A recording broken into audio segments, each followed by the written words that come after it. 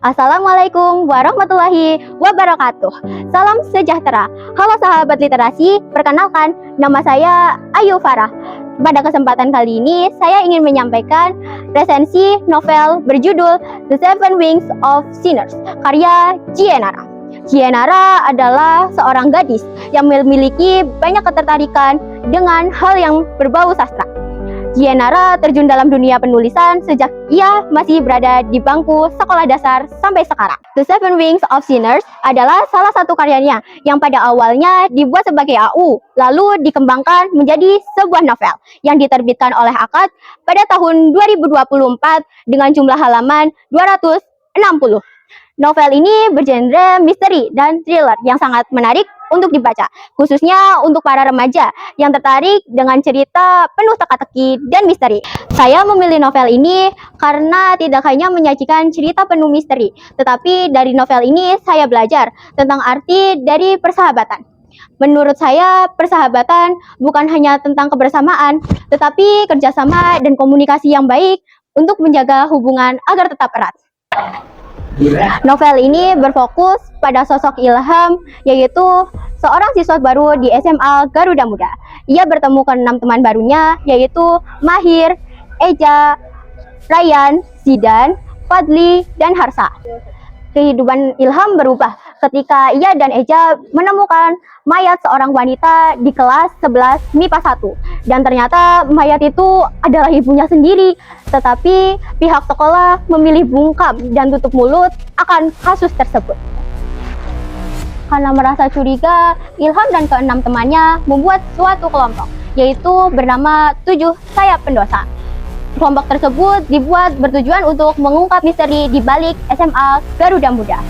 Puncaknya pada saat mereka diculik di sebuah bangunan kosong. Mereka mencari jalan keluar, namun satu persatu dari mereka mulai tertinggal karena kecelakaan dan keadaan yang tidak memungkinkan.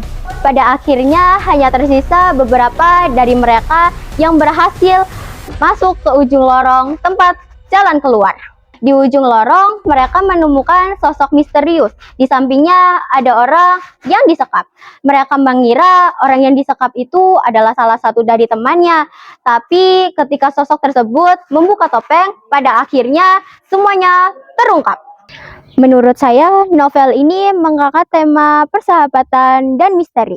Tokoh-tokoh yang memiliki sifat yang berbeda-beda membuat cerita terasa lebih berwarna. Salah satu tokoh yang menarik menurut saya yaitu tokoh Ilham. Ilham memiliki sifat yang baik dan peduli akan teman-temannya, serta ia juga pintar dalam menghadapi konflik. Salah satu contohnya ketika ke-6 temannya saling menuduh karena salah satu dari mereka ada yang berkhianat. Namun Ilham memilih diam dan mengamati. Ia juga mengamati mayat yang tergeletak di sana. Ia mendapatkan petunjuk dari mayat itu.